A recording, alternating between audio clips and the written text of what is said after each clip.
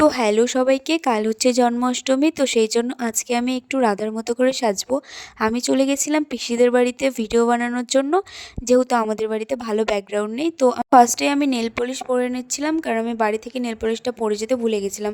তো প্রায় আমি অনেকটাই রেডি হয়ে গেছিলাম, সেগুলো ভিডিও নেওয়া হয়নি। আর পেছন থেকে বুনুগুলো আমাকে এত ডিস্টার্ব করছিল কি আর বলবো, কারণ ওরা এক্সাইটেড ছিল আমার লুকটা দেখার জন্য যে আমাকে কেমন লাগবে। আর আমি একটা মালা নিয়েছিলাম যেটা মাথায় দেওয়ার জন্য, বেশ ভালোই লাগছিল টিকলির মতো করে পরার জন্য। আমি দেখলাম, আর সেটা লাগাতেও আমার অনেকক্ষণ টাইম লেগে গেছে প্রায়। আমি সেটাকেও বারবার ঠিক করার চেষ্টা করছিলাম, কিন্তু আমার দ্বারাই হচ্ছিল না। তারপরে আমি এই গাজরাটা নিয়ে আসলাম মাথায় দেওয়ার জন্য, পিসিকে দেখালাম। পিসি বললো বেশ ভালোই লাগছিল, কিন্তু আমার কেন জানি না একটু বেশি বেশি মনে হতো, সেই জন্য সেটা আর আমি পরে পরিনি।